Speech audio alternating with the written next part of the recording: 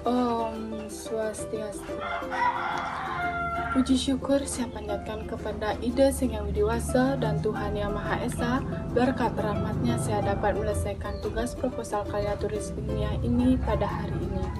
Saya ucapkan terima kasih kepada dosen pembimbing saya, Bapak Burhanuddin SSI M. Biomed, serta Ibu DR DRG Igusti Agung Ayu Putu Swastini M. Biomed, dan yang terhormat Bapak DRS Igede Sudarmanto BSc MKes, Bapak Burhanuddin SSI M. Biomed, serta Bapak Ida Bagus Okosiasa SSI MSI, selaku dosen penguji pada seminar proposal kali ini, serta teman-teman yang saya banggakan.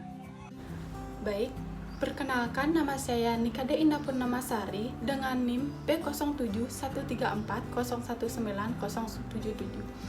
Di sini saya akan memaparkan proposal karya tulis ilmiah yang berjudul Gambaran Kadar Glukosa Darah Sewaktu pada Lansia di Banyarlotulu, Desa Singakerta, Kecamatan Ubud.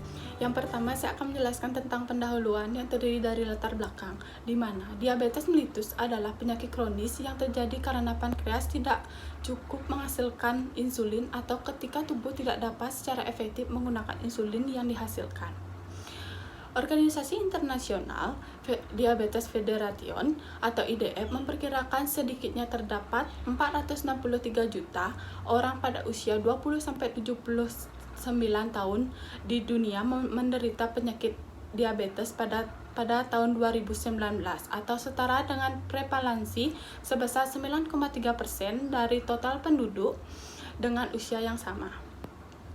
Sedangkan menurut riset kesehatan dasar pada tahun 2018, prevalensi DM tertinggi terjadi pada daerah perkotaan, yaitu sebesar 1,9% dibandingkan dengan pedesaan, yaitu sebesar 1,0%.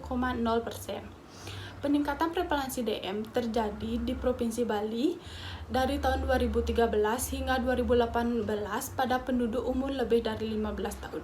Sedangkan prevalensi terjadi paling tinggi yaitu sebesar 19,6% pada lansia usia 55-74 tahun. Peningkatan jumlah penduduk lansia akan meningkat permasalahan kesehatan pada lansia. Permasalahan kesehatan ini terjadi karena adanya proses menua yang menyebabkan banyak perubahan pada tubuh lansia seperti perubahan psikologi, sosial, dan penurunan fungsional tubuh. Akibat yang terjadi pada penurunan fungsional ini, lansia umumnya tidak berespon terhadap berbagai rangsangan seefektif. Penurunan kapasitas menyebabkan lansia sulit memelihara kestabilan status fisikawi dan kimiawi tubuh atau memelihara hemostatis tubuh. Salah satu hemostatis yang terganggu yaitu sistem pengatur kadar glukosa darah. Terganggunya sistem pengatur kadar glukosa darah mengakibatkan peningkatan glukosa darah lebih dari normal. Glukosa darah meningkat seiring dengan bertambahnya usia. Seiring dengan proses penuaan, semakin banyak lansia yang beresiko terhadap penyakit diabetes mellitus. Berdasarkan uraian latar belakang di atas, maka dirumuskan masalah sebagai berikut. Bagaimana gambaran kadar glukosa darah pada lansia di Banyarlotulu, Desa Singakerta, Kecamatan Ubud? Tujuan penelitian yang terdiri dari tujuan umum dan tujuan khusus. Tujuan umum untuk mengetahui gambaran kadar glukosa darah sewaktu pada lansia di Banyarlotulu, Desa Singakerta, Kecamatan Ubud. Tujuan khusus mengukur kadar glukosa darah sewaktu pada lansia di Banyarlotulu, Desa Singakerta, Kecamatan Ubud. Yang kedua ada mengidentifikasi karakteristik kadar glukosa darah lansia di Banyarlotulu, Desa Singakerta, Kecamatan Ubud berdasarkan umur, jenis kelamin, dan pekerjaan.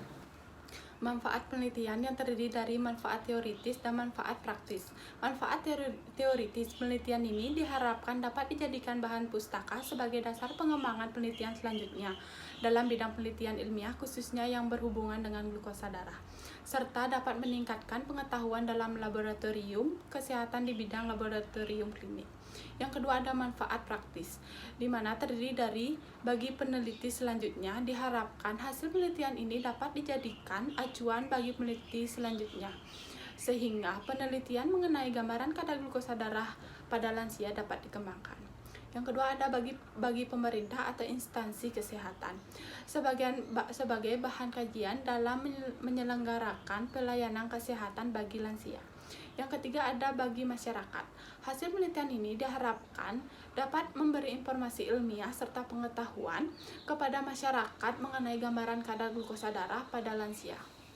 Selanjutnya saya akan menjelaskan tinjauan pustaka yang terdiri dari glukosa darah dan lansia. Glukosa darah terdiri dari yang pertama ada definisi glukosa darah. Glukosa darah adalah istilah yang mengacu kepada kadar glukosa di dalam darah. Kadar glukosa darah diatur dengan ketat di dalam tubuh. Yang kedua, metabolisme glukosa darah. Metabolisme glukosa darah dapat menghasilkan asam piruvat, asam laktat, dan asetil koenzim A. Jika glukosa dioksidasi total, maka akan menghasilkan karbon dioksida, air, dan energi yang dapat disimpan di dalam hati otot dalam bentuk glikogen. Yang ketiga, ada jenis-jenis pemeriksaan kadar glukosa darah yang terdiri dari pemeriksaan kadar glukosa darah puasa, pemeriksaan kadar glukosa darah 2 jam setelah makan, pemeriksaan kadar glukosa darah sewaktu, dan pemeriksaan toleransi glukosa. Yang keempat, faktor yang mempengaruhi kadar glukosa darah. Beberapa faktor yang mempengaruhi kadar glukosa di dalam darah yang terdiri dari yang pertama, konsumsi karbohidrat, yang kedua, aktivitas fisik, yang ketiga, penggunaan obat, yang keempat, keadaan sakit, yang kelima, stres, yang keenam, siklus menstruasi, yang ketujuh, usia, dan yang terakhir, jenis kelamin. Dan yang kelima, saya akan menjelaskan metode pemeriksaan glukosa darah. Metode yang digunakan dalam pemeriksaan glukosa darah dibedakan menjadi dua, yaitu metode kimia dan metode enzimati. Metode kimia tidak dapat digunakan karena hasilnya tidak spesifik. Metode enzimati terdiri dari 3 jenis, yaitu metode glukosa oksidase peroksidase, glukosa dehidrogenase, dan glukosa heksokinase dengan menggunakan metode POCT. Selanjutnya saya akan menjelaskan tentang lansia. Yang pertama ada definisi lansia. Menurut Undang-Undang Republik Indonesia Nomor 13 Tahun 1998 terdapat kesejahteraan lanjut usia. Yang dimaksud dengan lanjut usia adalah seorang yang telah mencapai usia 60 tahun ke atas. Yang kedua ada batasan lansia. Menurut Depkes RI, batasan lansia terdiri dari 3 kelompok, yaitu pertengahan umur, usia lanjut, dikelompokkan antara 45 sampai 54 tahun. Yang kedua, usia lanjut dini yang dikelompokkan dari 55 tahun sampai 64 tahun. Dan yang terakhir, kelompok usia lanjut yang terdiri dari 65 tahun ke atas.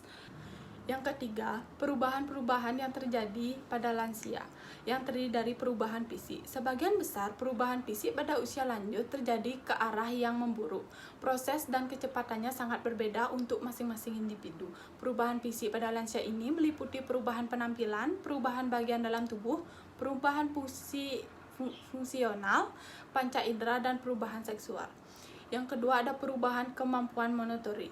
Usia lanjut pada umumnya mereka menjadi lebih lambat dan koordinasi gerakan kurang begitu baik dibandingkan dengan masa mudanya. Baik, di sini saya akan melanjutkan ke kerangka konsep, di mana terdapat pada slide. Berdasarkan kerangka konsep di atas dijelaskan bahwa faktor yang mempengaruhi kadar glukosa darah pada lansia di Banjarletundo, Desa Singkerto, Kecamatan Ubud, terdiri dari pekerjaan, umur, jenis kelamin, dan faktor lainnya. Di mana pada pemeriksaan glukosa darah sewaktu terdapat nilai normal dan tidak normal. Pada pengukuran kadar glukosa darah sewaktu dilakukan dengan menggunakan alat glukometer dengan metode POCT. Baik, selanjutnya saya akan menjelaskan tentang variabel dan definisi operasional, di mana variabel penelitian yang digunakan dalam penelitian ini adalah kadar glukosa darah pada lansia di Banjarletundo, Desa Singkerto, Kecamatan Ubud, serta definisi operasional yang sudah saya cantumkan dalam slide. Selanjutnya, saya akan menjelaskan metode penelitian. Baik, yang pertama saya akan menjelaskan jenis penelitian. Jenis penelitian dalam penelitian ini adalah penelitian deskriptif.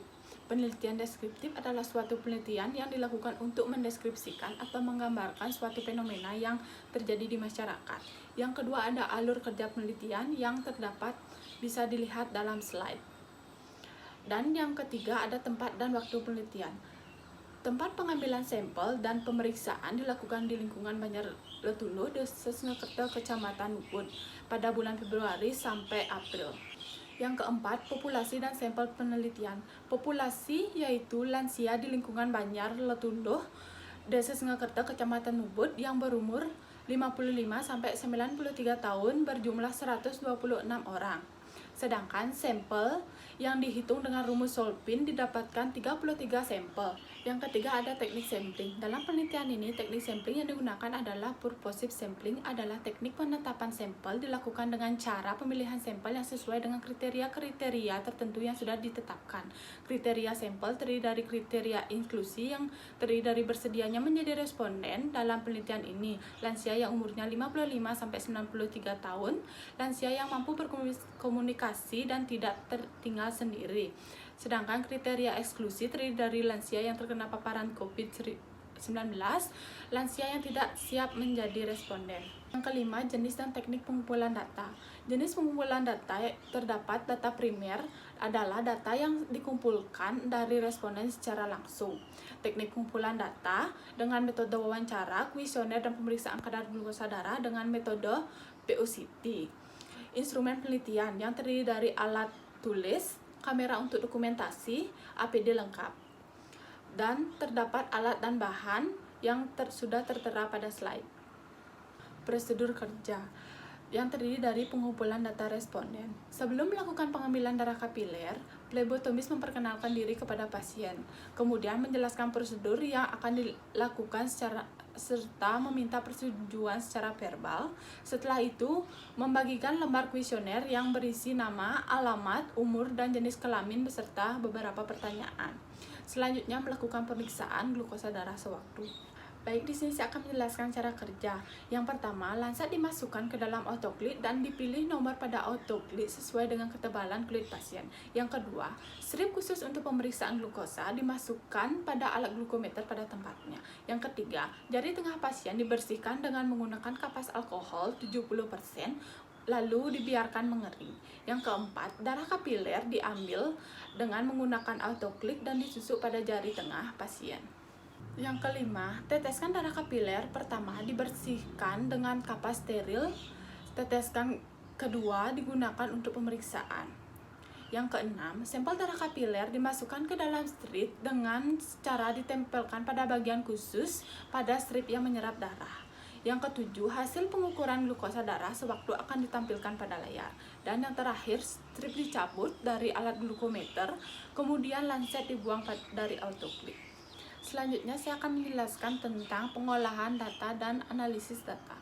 Yang pertama, pengolahan data. Setelah data terkumpul melalui kuesioner yang telah diisi oleh responden, tahap selanjutnya yaitu data dicatat, dikelompokkan, diolah, dan disajikan dalam bentuk narasi dan tabel.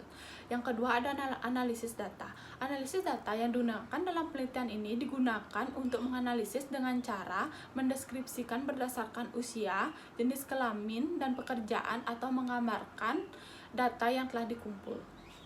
Selanjutnya saya akan menjelaskan etika penelitian. Dalam etika penelitian ini terdiri dari lembar persetujuan, tanpa nama, keadilan, kerahasiaan. Baik, sekian presentasi dari saya. Mohon maaf jika salah kata. Saya tutup dengan Parama Santi. Om Santi Santi Santi Om.